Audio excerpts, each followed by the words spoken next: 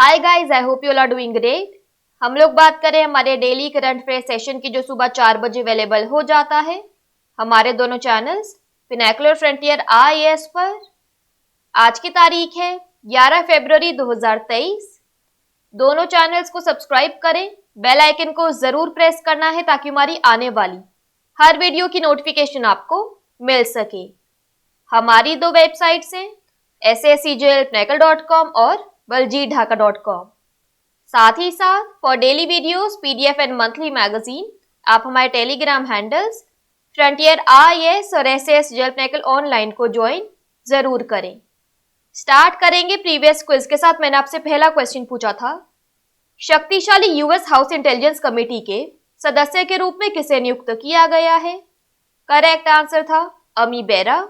और दूसरा क्वेश्चन पूछा था, प्रधानमंत्री की आर्थिक सलाहकार परिषद के सदस्य के रूप में किसे नियुक्त किया गया है? करेक्ट आंसर था शमिका रवि। स्टार्ट करेंगे। फर्स्ट क्वेश्चन है, दुनिया के पहले उपग्रह आधारित टू वे मैसेजिंग सिस्टम का नाम क्या है जिसे हाल ही में लॉन्च किया गया है? करेक्ट आंसर है स्नैपड्रैगन। डिटेल्स देख लो। तो क्वालकॉम ने पहला सैटेलाइट आधारित टू वे मैसेजिंग लॉन्च किया। इसे स्नैपड्रैगन सैटेलाइट कहा जाता है। इसका मतलब है कि आप व्हाट्सएप की तरह ही एसएमएस का इस्तेमाल कर सकते हैं। व्हाट्सएप जैसे टू वे मैसेजिंग में दोनों प्रतिभागी एक साथ संदेश भेज या प्राप्त कर सकते हैं, लेकिन एसएमएस सेवाओं की पेशकश करने वाले वन वे मैसेजिंग ऐप में केवल एक ही ऑपरेशन संभव है। इसे CES 2023 में लॉन्च किया गया था। यह 5G मॉडेम RF सिस्टम द्वारा संचालित है। यह 5G non terrestrial network NTN को सपोर्ट कर सकता है। NTN का उपयोग उड़ने वाली वस्तुओं में किया जाता है। नेक्स्ट देखो, MMTC पैम द्वारा किस धातु को डिजिटल रूप से लॉन्च किया गया है? करेक्ट आंसर है डिजिटल सिल्वर। डिटेल्स देख लो। तो डिजिटल गोल्ड सोना खरीदने का एक वर्चुअल तरीका है। आपके पास कागज पर सोना होगा। डिजिटल गोल्ड की तरह ही अब डिजिटल सिल्वर लॉन्च किया गया है। इसे MMTC पैम द्वारा लॉन्च किया गया था। फुल फॉर्म्स की बात करें तो MMTC की फुल फॉर्म है metals and minerals trading corporation. ये एक PSU है। वहीं बात करें पैम की तो इसकी फुल फॉर्म है प्रोडक्ट्स आर्टिस्टिक्स मेटॉक्स प्रीसिक्स। यह स्विट्जरलैंड में स्थित एक कंपनी है। कंपनी के उत्पाद सोने की छड़ें और परिष्कृत कीमती धातुएं हैं। डिजिटल सोना या डिजिटल चांदी महंगी धातुओं को खरीदने के सबसे सुरक्षित तरीकों में से एक है। भंडारण आसान और सुरक्षित है। खरीदार के लॉकर में धातु नहीं होता है और इसलिए उसे इसकी सुरक्षा के बारे में चिंता करने की आवश्यकता नहीं है। उसे लॉकर शुल्क का भुगतान करने की आवश्यकता नहीं है। नेक्स्ट क्वेश्चन है, QR आधारित सिक्का वेंडिंग मशीन लॉन्च करने के लिए कौन सा नियामक निकाय निर्धारित है? करेक्ट आंसर है RBI। डिटेल्स देख लो। तो भारतीय रिजर्व बैंक के गवर्नर शक्तिकांत दास ने कहा कि केंद्रीय बैंक QR कोड आधारित सिक्का वेंडिंग मशीन पर एक पायलट परियोजना शुरू करेगा। शीर्ष बैंक ने हाल ही में आयोजित MPC बैठक के दौरान मशीन को लॉन्च करने के अपने निर्णय को अंतिम रूप दिया। QR कोड पेश किया जा रहा है क्योंकि सिक्का वेंडिंग मशीनों में नकली नोटों की संख्या बढ़ रही है। पहले चरण में इस मशीन को 12 शहरों में लॉन्च किया जाना है। ये मशीनें सिक्के मुहैया कराने के लिए UPI आधारित कोड सिस्टम का इस्तेमाल करेंगी। पहले मशीनों ने बैंक नोटों को भौतिक रूप से प्रस्तुत किया। यहाँ उपभोक्ता को करेंसी नोटों के इस्तेमाल की जरूरत नहीं है, बल्कि वह सिक्के प्राप्त करने के लिए अपने बैंक खाते के पासवर्ड या पिन का उपयोग करेगा। जैसे ही वह पिन या पासवर्ड दर्ज करता है, वेंडिंग मशीन उसके बैंक खाते से पुष्टि करती है और सीधे उसके बैंक खाते से सिक्के जारी करती है।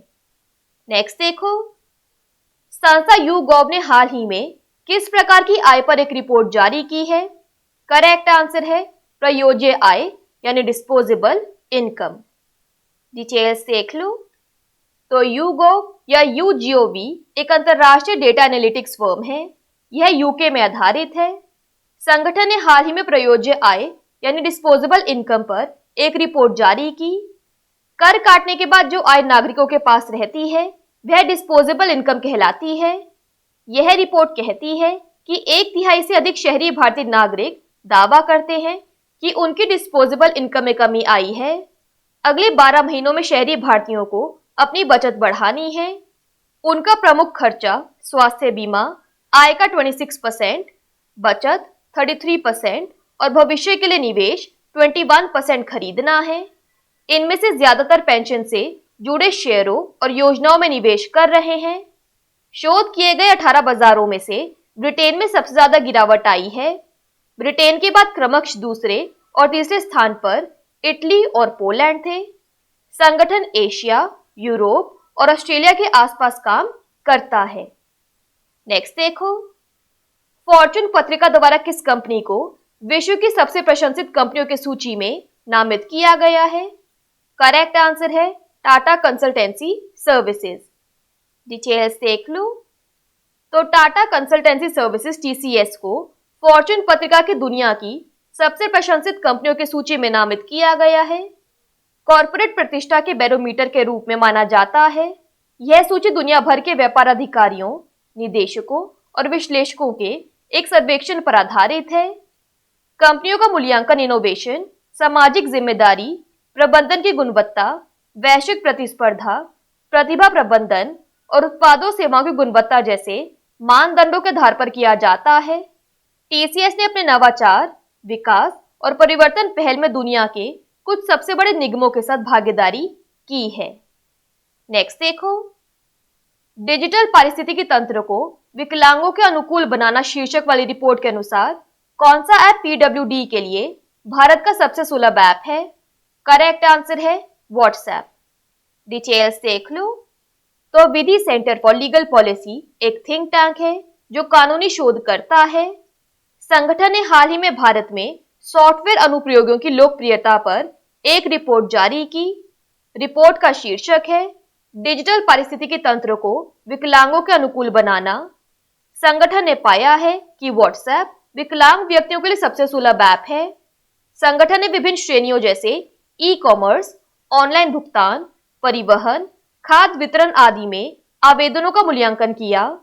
यह report web content accessibility guidelines के आधार पर तैयार की गई थी।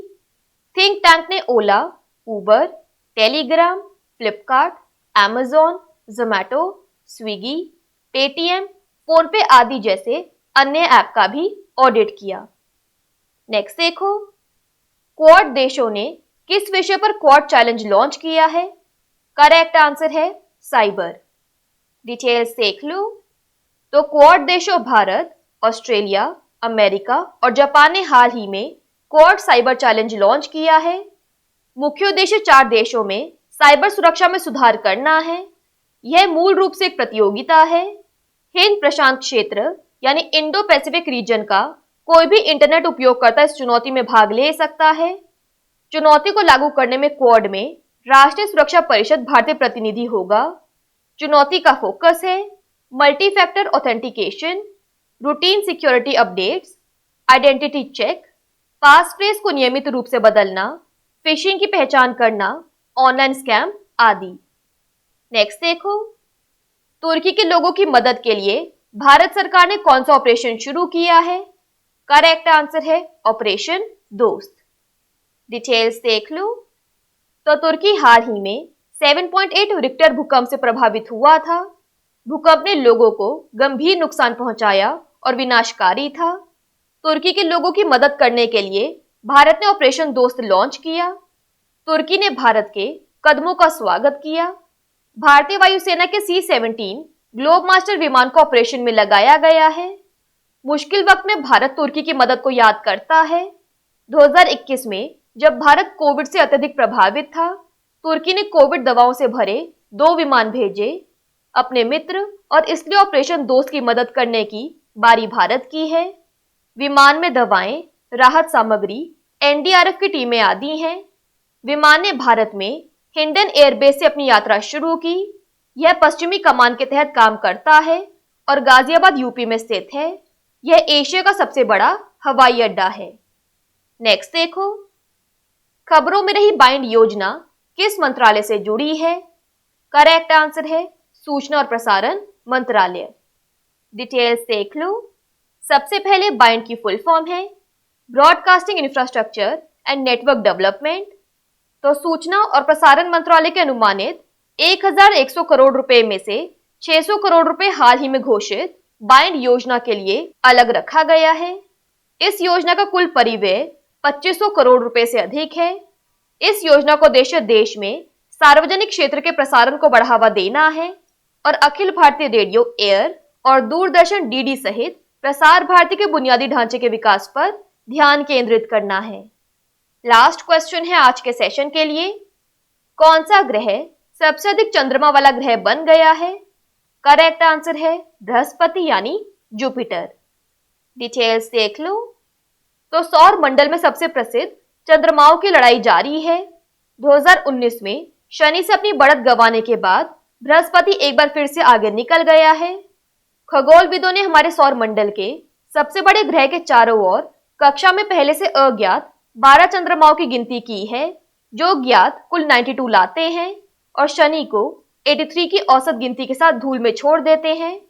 चंद्रमा की कक्षाएं जिनका कोई नाम नहीं है को अंतरराष्ट्रीय खगोलीय संघ के लघु ग्रह केंद्र के परिपत्रों में प्रकाशित किया गया है, जो सौर मंडल में खोजे गए सभी छोटे पिंडों का रिकॉर्ड रखता है। क्विकली बात कर लेते हैं आज के सेशन की समरी की। तो वर्ल्ड के पहले satellite based two way messaging system को लॉन्च किया गया है, जिसका नाम है स्नैपड्रैगन। एमएमटीसी पैम्प ने डिजिटली लॉन्च किए हैं डिजिटल सिल्वर को।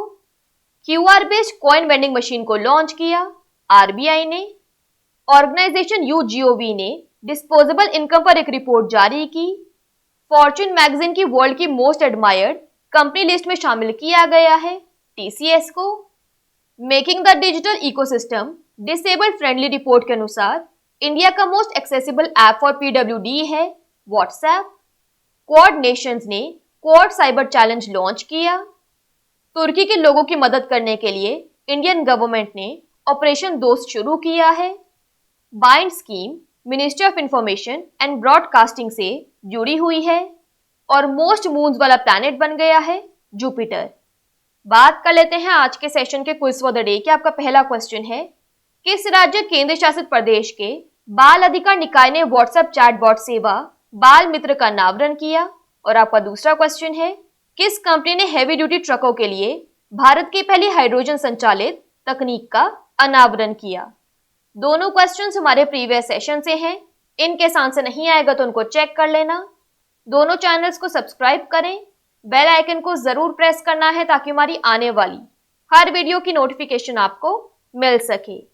हमारी दोनों वेबसाइट्स और टेलीग्राम हैंडल्स को ज्वाइन जरूर करना है। Thank you so much. I will see you in my next session.